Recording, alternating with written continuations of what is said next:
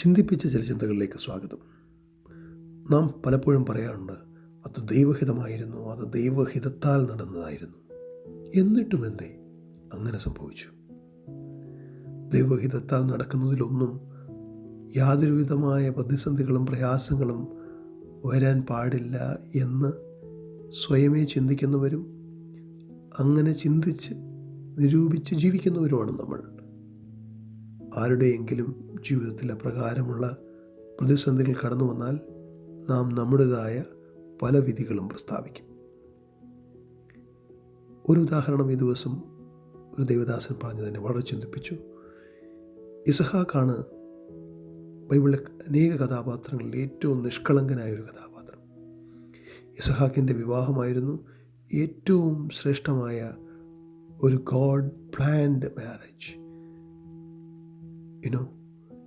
എന്നിട്ടും ആ വിവാഹത്തിലും പ്രതിസന്ധി കടന്നു വന്നു. അപ്പോൾ നമ്മൾ വിചാരിക്കുന്നത് എല്ലാം ദൈവഹിതപ്രകാരം നടന്നു എന്ന് നാം ചിന്തിക്കുന്ന, അല്ലെങ്കിൽ പെർഫെക്റ്റ് ആണെന്ന് നാം ചിന്തിക്കുന്ന ഒരു ജീവിതത്തിലേക്ക് പ്രതിസന്ധി കടന്നു വരുമ്പോൾ പലപ്പോഴും നമ്മൾക്ക് അത് പിടിച്ചു നിൽക്കാൻ കഴിയുകയില്ല. നമ്മളത് പൈശാചിക പോരാട്ടങ്ങളായും നമ്മുടെ ജനറേഷണൽ കേഴ്സൊക്കെ ആയിട്ടും ഒക്കെ അതിനെ വ്യാഖ്യാനിക്കുവാൻ സാധ്യതയുണ്ട്. പക്ഷേ ഏത് പെർഫെക്റ്റ് പ്ലേസിലേക്കും സാത്താൻ കടന്നെത്തുവാനുള്ള സാധ്യതകളുണ്ട്. പ്രതിസന്ധികൾ വരാം, പക്ഷേ ആ പ്രതിസന്ധികളെ അതിജീവിക്കുവാൻ ആവശ്യമായ ബുദ്ധിയും ശക്തിയും കൃപയും ഒക്കെ ദൈവം നമുക്ക് നൽകും. അതാണ് നാം മനസ്സിലാക്കേണ്ടത്.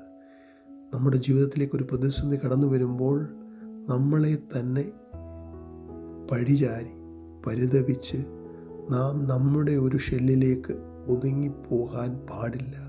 മറിച്ച് ഏത് നന്മയുടെ പ്രതലങ്ങളിലേക്കും തിന്മയുടെ കൊച്ചു പൊടികൾ പോലും വാരി വിതറുവാൻ ശത്രു ശ്രമിച്ചുകൊണ്ടേയിരിക്കും.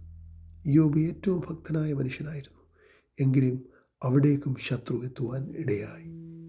അതുകൊണ്ട് ഇന്ന് പകൽക്കാലം യേശുവിനോടൊപ്പമാണ് യാത്രയെങ്കിലും, പടകിലവൻ ഉണ്ട് എങ്കിലും ഒരു കാര്യം മനസ്സിലാക്കുക: തിരകളെത്താം, തിരമാലകൾ ഉയരാം. കാരണം കാറ്റടിച്ചു വിടുന്ന ഒരു ശക്തി ചുറ്റിലുമുണ്ട്. പക്ഷേ പ്രിയൻ പടകിലുണ്ട് എന്നുള്ള ബോധ്യം, അവൻ നമ്മെ നശിക്കുവാൻ വിടുകയില്ല എന്ന ഉറപ്പ് അക്കരെ കാണുവാൻ, മറുകര കാണുവാൻ നമ്മുടെ ജീവിതയാത്രയിൽ നമ്മളെ സഹായിക്കും. ഈ വചനങ്ങളാൽ ദൈവം നമ്മളെ സഹായിക്കട്ടെ.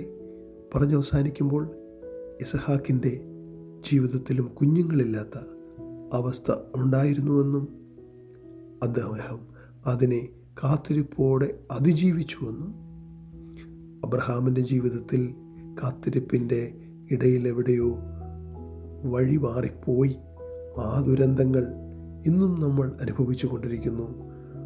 വീട്ടിൽ കാട്ടുകഴുത പിറന്നു എന്ന ദേവദാസൻ പറയുവാനിടയായി. വീട്ടിൽ കാട്ടുകഴുത പിറന്നതുകൊണ്ട് ഇന്ന് ലോകത്ത് നിലനിൽക്കുന്ന എല്ലാ സംഘർഷങ്ങളുടെയും, പലസ്തീൻ ഇസ്രായേൽ സംഘർഷങ്ങളുടെ എല്ലാം കാരണം ആ കാട്ടുകഴുതയുടെ ജന്മമാണ്. അത് കണ്ട ഇസഹാക്ക് മറ്റു വഴികളൊന്നും തേടാതെ ദൈവസന്നിധിയിൽ കാത്തിരുന്നതായിട്ട്, 40-ാമത്തെ വയസ്സ് മുതൽ 60-ാമത്തെ വയസ്സുവരെ കാത്തിരുന്നതായിട്ടും അദ്ദേഹത്തിന് അനുഗ്രഹീതമായ കുഞ്ഞുങ്ങൾ ലഭിച്ചുവെന്നും ദൈവവചനം നമ്മളെ ഓർമ്മിപ്പിക്കുന്നു. തുടർന്നുള്ള കഥകളിലും സംഘർഷങ്ങൾ നിറഞ്ഞു നിന്നു എന്നുള്ള കാര്യം നാം മറക്കരുത്. സംഘർഷഭരിതമായ ഈ ജീവിതയാത്രയിൽ നമ്മുടെ തോണിയിൽ കർത്താവുണ്ടല്ലോ. God bless you.